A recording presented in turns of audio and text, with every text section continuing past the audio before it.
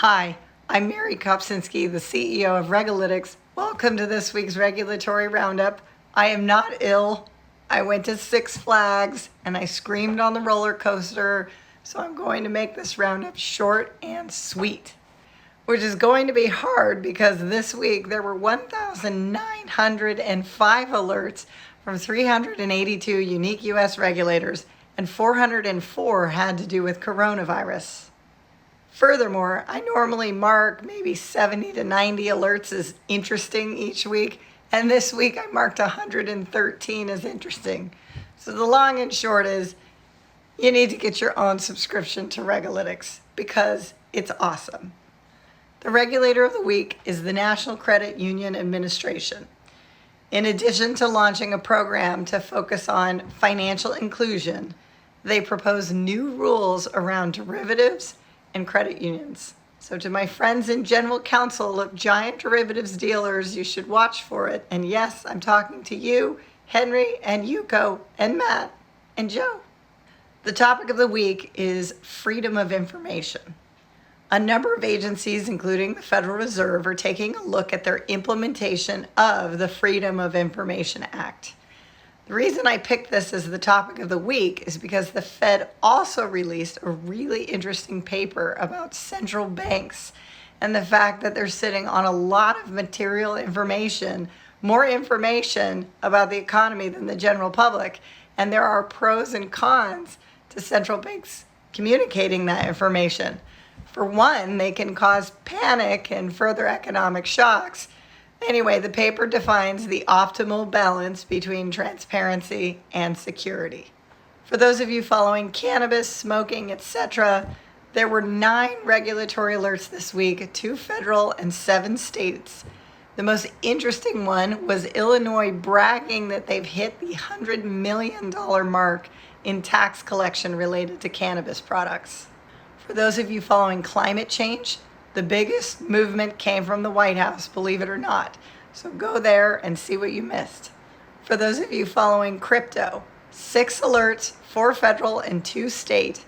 The most interesting one was the $60 million fine by FinCEN for the founder of Coin Ninja for operating as an unregistered money services business, but more importantly, for violating anti-money laundering laws and not producing suspicious activity reports.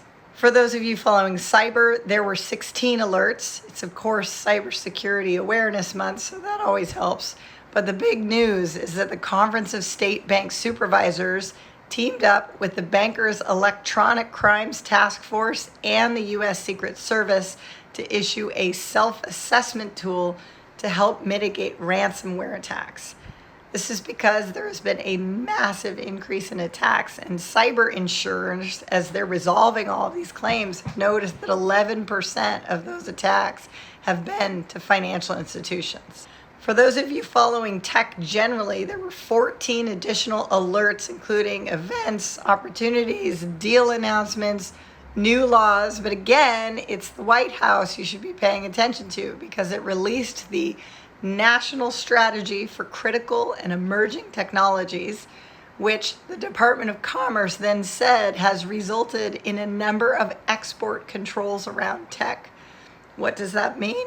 That means if you are a hot startup with super cool tech or an investor in one, you might not be allowed to sell it outside the United States.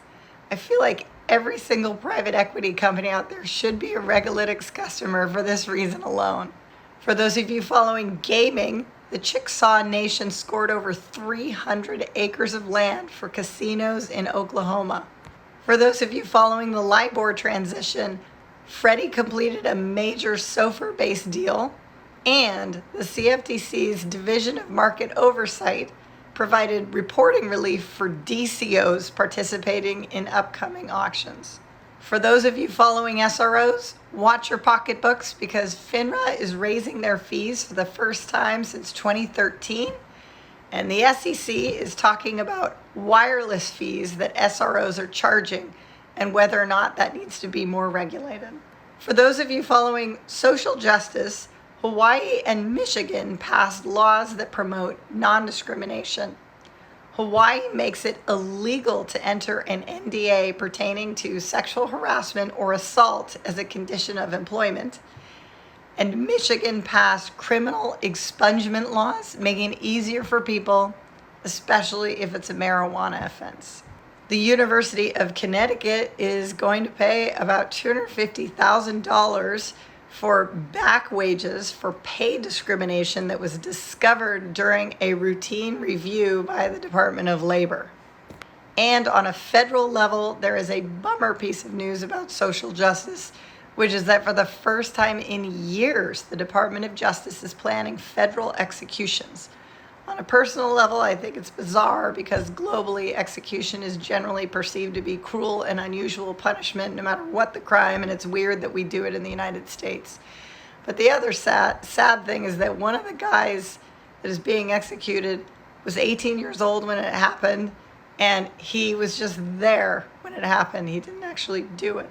So it seems kind of arbitrary, and if you want to do something, go to www.helpsavebrandon.com and send a note to Donald Trump.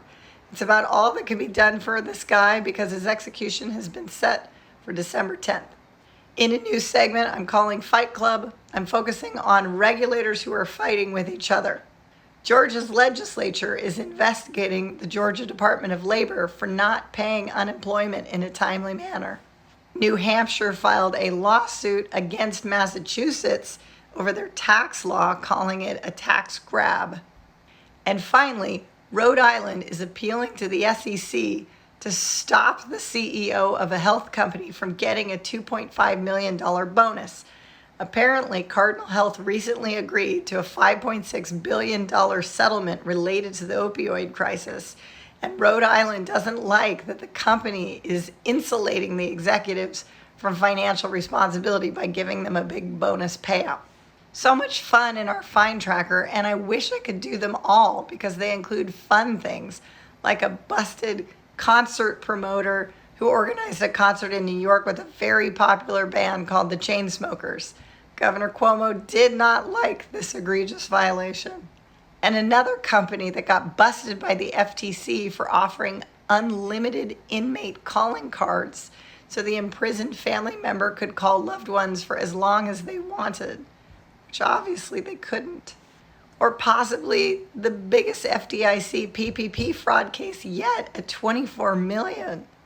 But the cake goes to the OCC and their $85 million fine of USAA Federal Savings Bank for failures in IT risk and governance, a very common theme over the last couple weeks. A great way to manage your risk around regulation is actually having a regulatory update tool like Regulator. And that leaves us with Compliance Corner. It's these 23 alerts that make up the regulatory meat that you need the most. CRA, auditor independence, and the new sheriff in town at the PCAOB. Swap margin, Reg BI, trust and estates tax deductions, the CFPB reorg. It's too much for my weary throat, so you're just gonna have to subscribe. But I will leave you with a silly segment, which I'm going to call the silly segment. The Pennsylvania Department of Banking and Securities has partnered with the Girl Scouts to create merit badges for girls learning about finance. Hawaii will let you skip quarantine if you get a COVID test, so there's still hope for those holiday getaways. And finally, the FTC published a really bizarre story about a lobster in a restaurant that was recognized to be a 1 in a 2 million blue lobster that is now safely in an Ohio zoo. What does this have to do with the FTC? They don't know either. They just thought you might like to hear that funny story as well as news about their upcoming conference in Ohio. That's it for apparently my voice and Regulator's US alerts. Ironically, just now that we got a Spotify podcast, my voice sounds like this. Either way, join me every Wednesday morning, hell or high water, on LinkedIn. And for the longer version, see us on YouTube.